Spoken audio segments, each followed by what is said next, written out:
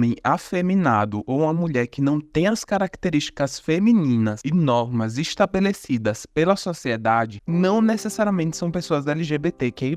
Mesmo se fossem, não há problema algum nisso. Chamar alguém de gay ou lésbica não é uma ofensa. Acredito que uma ofensa seria chamar alguém de sádico, porque uma pessoa muito sádica machuca as outras. Recentemente, tenho visto as pessoas, inclusive dentro da própria comunidade, estereotipando que é ser gay ou LGBTQI+. E muitas pessoas se sentem excluídas porque não seguem essa norma. Você não precisa falar de diva pop ou usar gírias para ser LGBTQI+, ou ser um homem afeminado, por exemplo. Esse tipo de fala e preconceito contribui para que as pessoas trans sofram disforia, porque exigem demais de si. Nunca tá feminina ou masculino o suficiente. Sejamos sinceros, muitas pessoas falam sobre gaydar, e eu sempre achei esse termo problemático, porque é simplesmente baseado em um preconceito. Por que você acha que aquela pessoa é LGBTQI+?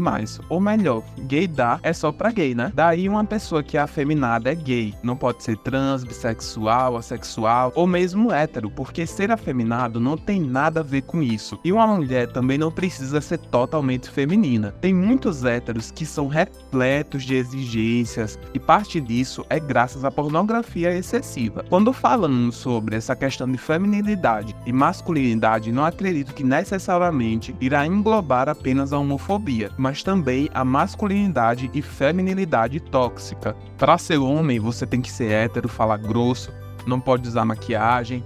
Para ser mulher, você tem que ser bem feminina, pode até beijar outra mulher, porque as mulheres são muito sexualizadas, mas você não pode falar grosso e você tem que lavar a louça. Esses são termos estabelecidos e exigidos em algumas culturas e precisam ser problematizados. Porque só a mulher precisa lavar a louça. Se você for um fudido ou simplesmente escolhe ficar sozinho, vai esperar alguém lavar a louça pra você? Você vai ficar esperando e a sua casa vai virar um chiqueiro. Qual o problema de um homem se cuidar ou chorar? Cientificamente, emoções devem ser colocadas pra fora. Não é apenas uma questão de opinião minha. Tem um respaldo científico pra afirmar isso. Me formei em psicologia e você pode pegar um livro de processos psicológicos básicos e vai dizer que as emoções devem sair.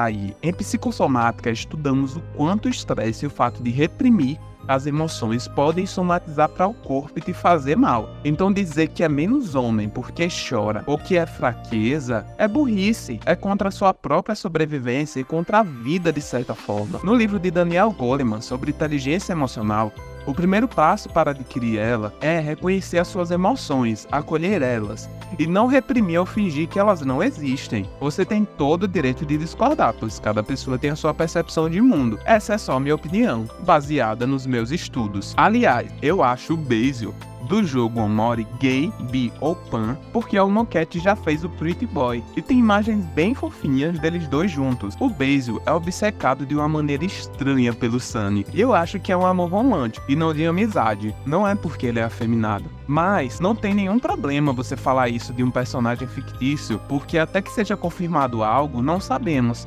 Agora você dizer com toda certeza isso de uma pessoa que existe é problemático.